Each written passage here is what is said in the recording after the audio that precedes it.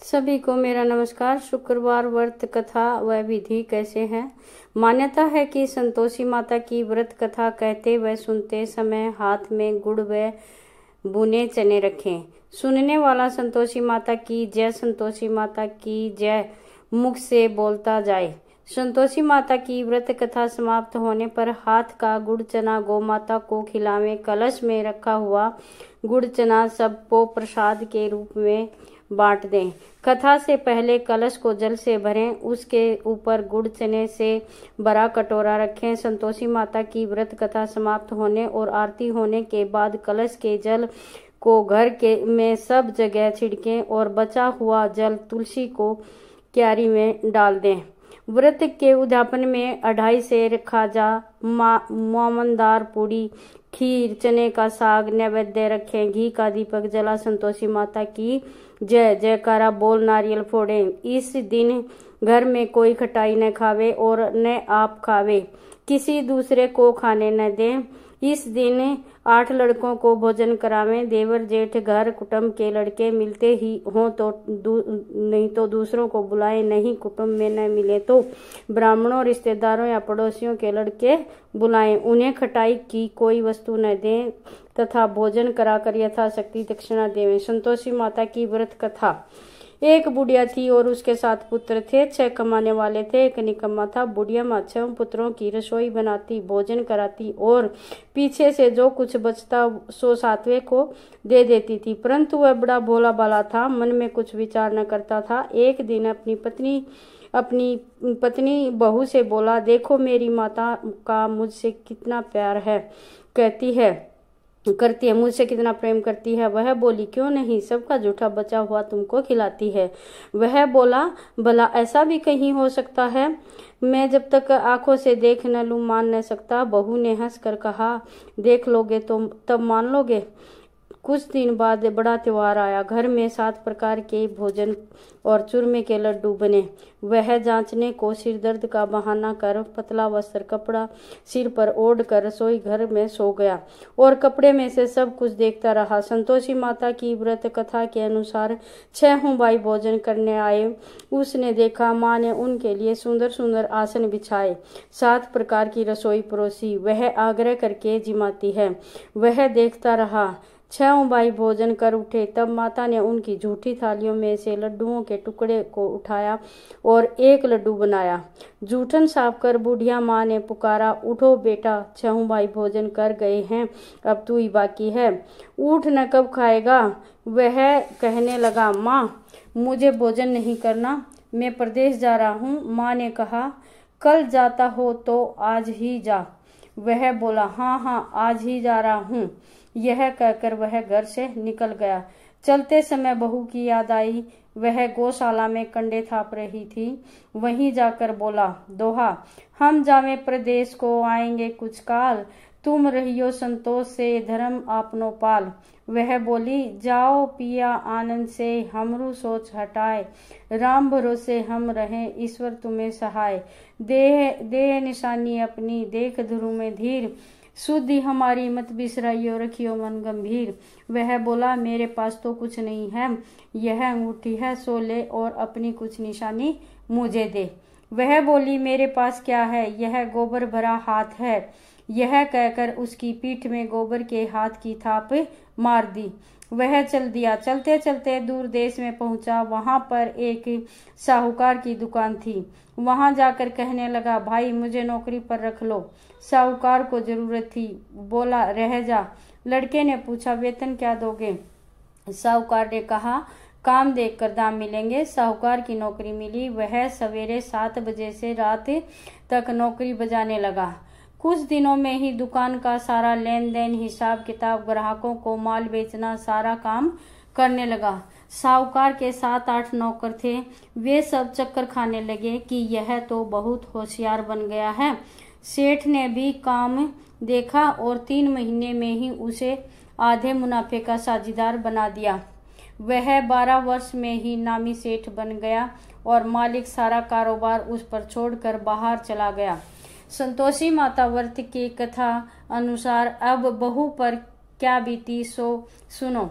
सास ससुर उसे दुख देने लगे, सारी गृहस्थी का काम करके उसे लकड़ी लेने जंगल में भेजते। इसी बीच घर की रोटियों के आटे से जो भूसी निकलती उसकी रोटी बनाकर रख दी जाती और फूटे नारियल के खोपरे में पानी। इस तरह दिन बीतते रहे। एक दिन वह लकड़ी लेने जा रही थी कि रास्ते में बहुत सी स्त्रियां संतोषी माता का व्रत करती दिखाई दी। वह वहां खड़ी होकर कथा सुनकर बोली, बहनों, यह तुम किस देवता का व्रत करती हो और इसके करने से क्या फल मिलता है? इस व्रत के करने की क्या विधि है? यदि तुम आप अपने व्रत का विधान मुझे समझाकर कहोगी, तुम्हारा एहसान मानूंगी। तब उनमें से एक स्त्री बोली, सुनो, यह संतोषी माता का व्रत है और संतोषी माता की कथा। इसके करने से निर्धनता, दरिद्रता का नाश होता है, लक्ष्मी आती है, मन की चिंताएं दूर होती हैं, घर में सुख होने से मन को प्रसन्नता और शांति मिलती है, निपुत्र को पुत्र मिलता है, प्रीतम बाहर गया हो तो जल्दी आवे, कुंवारी कन्या को मनपसंद वर मिले, राजद्वारे में बहुत दिनों से मुकदमा चलता हो तो खत्म हो जावे, सब सुख शांति हो, घर में धन जमा हो, पैसा जायदाद का लाभ हो, रोग दूर हो जावे तथा और जो कुछ मन में कामना हो वे सब इस संतोषी माता की कृपा से पूरी हो जावे। इसमें संदेह नहीं। वह पूछने लगी, यह व्रत कैसे किया जावे, यह भी बताओ तो बड़ी कृपा होगी। तब एक स्त्री कहने लगी, 1.25 रुपये का गुड़ चना लेना, इच्छा हो तो 5.25 रुपये का लेना, 11.25 रुपये का सहूलियत अनुसार लेना, बिना परेशानी, श्रद्धा और प्रेम से जितना बन सके, 1.25 रुपया से 5.25 रुपये तक, इससे भी ज्यादा शक्ति हो और भक्ति अनुसार लें। हर शुक्रवार को निराहार रह संतोषी माता की कथा कहना सुनना, इसके बीच क्रम टूटे नहीं, लगातार नियम पालन करना।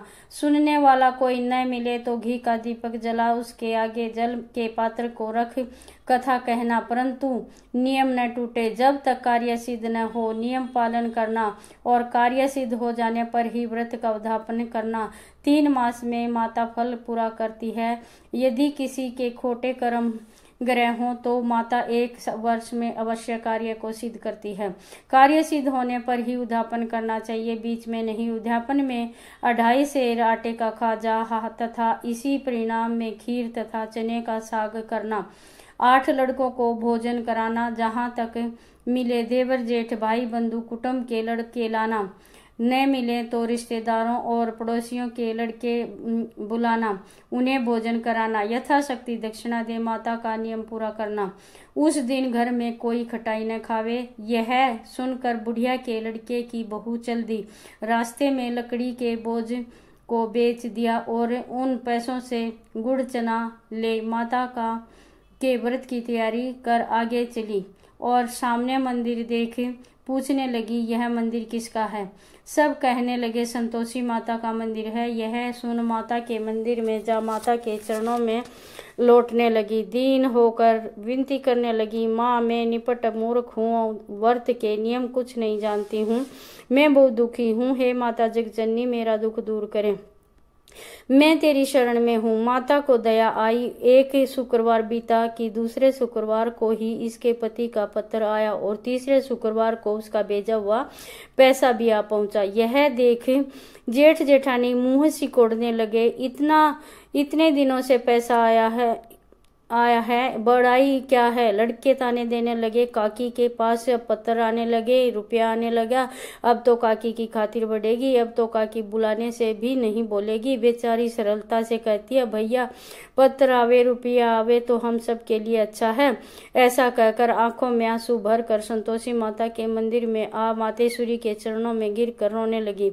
माँ, मैंने तुमसे पैसा नहीं मांगा, मुझे पैसे से क्या काम है, मुझे तो अपने सुहाग से काम है, मैं तो अपने स्वामी के दर्शन और सेवा मांगती हूँ। तब माता ने प्रसन्न होकर कहा, बेटी तेरा स्वामी आएगा, यह सुन वह खुशी से बावली हो घर में जा काम करने लगी।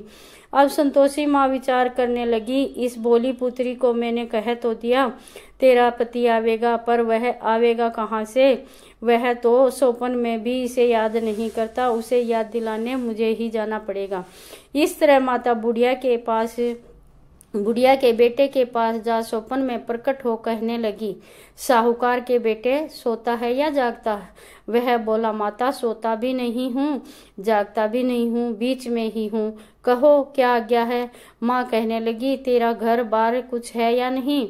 वह बोला, मेरा सब कुछ है माता, माँ बाप भाई बहन बहू, क्या कमी है? माँ बोली, भोले पुत्र तेरी स्त्री घोर कष्ट उठा रही है, माँ बाप उसे दुख दे रहे हैं, वह तेरे लिए तरस रही है, तू उसकी सुधि ले। वह बोला, माता यह तो मुझे भी मालूम है, परंतु मैं जाऊं तो जाऊं कैसे? प्रदेश की बात है, लेन देन कोई हिसाब नहीं, कोई जाने का रास्ता नजर नहीं आता, कैसे चला जाऊं? माँ कहने लगी, मेरी बात मान, सवेरे नहा धोकर संतोषी माता का नाम ले, घी का दीपक जला, दंडवत कर दुकान पर जा बैठना, देखते देखते तेरा लेन देन सब चुक जाएगा, जमा माल बिक जाएगा, सांझ होते होते धन का ढेर लग जाएगा।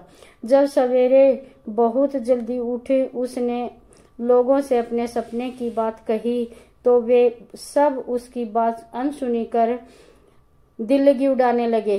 कहा, सपने भी कभी सच होते हैं? एक बूढ़ा बोला, देख भाई मेरी बात मान, इस प्रकार सच झूठ करने के बदले देवता ने जैसा कहा है वैसा ही करने में तेरा क्या जाता है? वह बूढ़े की बात मान स्नान कर माता का नाम ले, संतोषी माता को दंडवत कर घी का दीपक जला दुकान पर जा बैठता है। थोड़ी देर में वह क्या देखता है कि देने वाले रुपया देने लगे और लेने वाले हिसाब लेने लगे।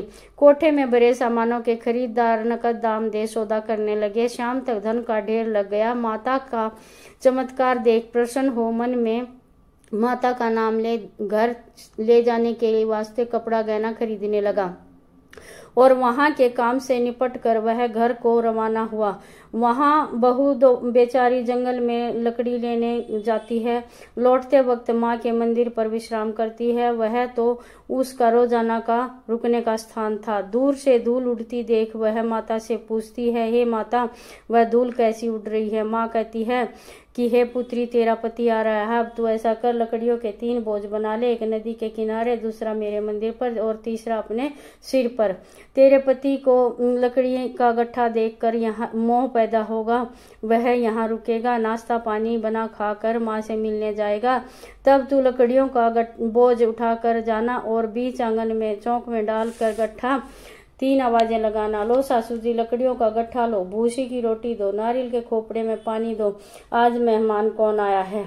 यह सुनकर उसकी सास बाहर आकर अपने दिए हुए कष्टों को भुलाने हेतु कहती है, बहू ऐसा क्यों कहती है?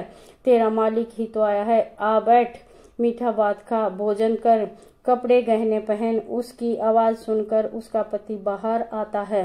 अंगूठी देख व्याकुल हो माँ से पूछता है, माँ ये कौन है? माँ कहती है, बेटा यह तेरी बहू है, जब से तू गया है तब से सारे गांव में भटकती फिरती है, घर का काम काज कुछ करती नहीं है और 4 पहर आकर खा जाती है। वह बोला, ठीक है माँ, मैंने इसे भी देखा और तुम्हें भी, अब दूसरे घर की ताली दो, मैं उसमें रहूंगा। माँ बोली, ठीक है जैसे तेरी मर्जी। तब वह दूसरे मकान की 3री मंजिल का कमरा खोल सारा सामान जमाया। एक दिन में राजा के महल जैसा ठाट बाट बन गया। अब क्या था, बहू सुख भोगने लगी। इतने में शुक्रवार आया। उसने पति से कहा, मुझे संतोषी माता का व्रत का उद्यापन करना है। पति बोला, खुशी से कर लो। वह उद्यापन की तैयारी करने लगी। जेठानी के लड़कों को भोजन के लिए कहने गई। उन्होंने मंजूर किया, परंतु पीछे से जेठानी ने अपने बच्चों को सिखाया, देखो भोजन के समय खटाई मांगना, जिससे उसका व्रत उद्यापन पूरा न हो। लड़के जीमने आए, खीर खाना पेट भर खाया परंतु बाद में खाते ही कहने लगे, हमें खटाई दो, खीर खाना हमको नहीं भाता, देख कर अरुचि होती है। वह कहने लगी, भाई खटाई किसी को नहीं दी जाएगी, यह तो संतोषी माता का प्रसाद है। लड़के उठ खड़े हुए, बोले, पैसा लाओ। बोली बहू कुछ जानती नहीं थी, उन्हें पैसे दे दिए। लड़के उसी समय हट करके इमली खटाई ले खाने लगे। यह देखकर बहू पर माता ने कोप किया। राजा के दूत उसके पति को पकड़ कर ले गए। जेठ जेठानी मन माने वचन कहने लगे, लूट लूट कर धन इकट्ठा कर लाया है, अब सब मालूम पड़ जाएगा जब जेल की मार खाएगा। बहू से यह वचन सहन नहीं हुए। रोती हुई माता जी के मंदिर गई, कहने लगी, हे माता, तुमने क्या किया? हंसाकर अब भक्तों को रुलाने लगी। माता बोली, बेटा, तूने उद्यापन करके मेरा व्रत भंग किया है। वह कहने लगी, माता, मैंने कुछ अपराध किया है? मैंने तो भूल से लड़कों को पैसे दे दिए थे, मुझे क्षमा करो, मैं फिर तुम्हारा उद्यापन करूंगी। माँ बोली, अब भूल मत करना। वह कहती है, अब भूल नहीं होगी, अब बतलाओ वे कैसे आवेंगे? माँ बोली, जा पुत्री, तेरा पति तुझे रास्ते में ही आता मिलेगा। वह घर को चली। राह में पति आता मिला। उसने पूछा, तुम कहाँ गए थे? तब वह कहने लगी, इतना धन कमाया, उसका टैक्स राजा ने मांगा था, वह भरने गया था। वह प्रसन्न हो बोली, भला हुआ, अब घर चलो। कुछ दिन बाद फिर शुक्रवार आया। वह बोली, माता, मुझे उद्यापन करना है, मुझे माता का उद्यापन करना। पति ने कहा, करो। वह फिर जेठ के लड़कों को भोजन कहने गई। जेठानी ने तो एक दो बातें सुनाई और लड़कों को सिखा दिया कि तुम पहले ही खटाई मांगना। लड़के कहने लगे, हमें खीर खाना नहीं भाता, जी बिगड़ता है, कुछ खटाई खाने को देना। वह बोली, खटाई खाने को नहीं मिलेगी, आना हो तो आओ। वह ब्राह्मण के लड़के ला भोजन कराने लगी। यथाशक्ति दक्षिणा की जगह एक एक फल उन्हें दिया। इससे संतोषी माता प्रसन्न हुई। माता की कृपा होते ही 9वें मास उसको चंद्रमा के समान सुंदर पुत्र प्राप्त हुआ। पुत्र को लेकर प्रतिदिन माता जी के मंदिर में जाने लगी। माँ ने सोचा कि यह रोज मेरे घर आती है, आज क्यों न मैं ही इसके घर चलूं, इसका आसरा देखूं तो सही। यह विचार कर माता ने भयानक रूप बनाया। गुड़ और चना से सना मुख, ऊपर सूंड के समान होठ, उस पर मक्खियां भिन भिना रही थी। दहलीज में पांव रखते ही उसकी सास चिल्लाई, देखो रे, कोई चुड़ैल डाकिन चली आ रही है, लड़को इसे भगाओ, नहीं तो किसी को खा जाएगी। लड़के डरने लगे और चिल्लाकर खिड़कियां बंद करने लगे। बहू रोशनदान में से देख रही थी, प्रसन्नता से पगली होकर चिल्लाने लगी, आज मेरी माताजी मेरे घर आई हैं। यह कहकर बच्चे को दूध पिलाने से हटाती है। इतने में सास का क्रोध फूट पड़ा। बोली, रांड, इसे देखकर कैसी उतावली हुई है जो बच्चे को पटक दिया। इतने में माँ के प्रताप जहाँ तहाँ लड़के ही लड़के नजर आने लगे। वह बोली, माँ देखो, माँ जी, मैं जिनका व्रत करती हूँ यह वही संतोषी माता है। इतना कहकर झट से सारे घर के किवाड़ खोल देती है। सब ने माता के चरण पकड़ लिए और विनती कर कहने लगे, हे माता, हे हम मूर्ख हैं, अज्ञानी हैं, पापी हैं, तुम्हारे व्रत की हम विधि नहीं जानते हैं, तुम्हारा व्रत भंग कर हमने बहुत बड़ा अपराध किया है। हे माता, आप हमारा अपराध क्षमा करो। इस प्रकार माता प्रसन्न हुई। माता ने बहू को जैसा फल दिया वैसा सबको दे, जो पढ़े उसका मनोरथ पूर्ण हो। बोलो संतोषी माता की जय। आप सभी को अगर यह कहानी पसंद आई हो तो लाइक, कमेंट, शेयर जरूर करें।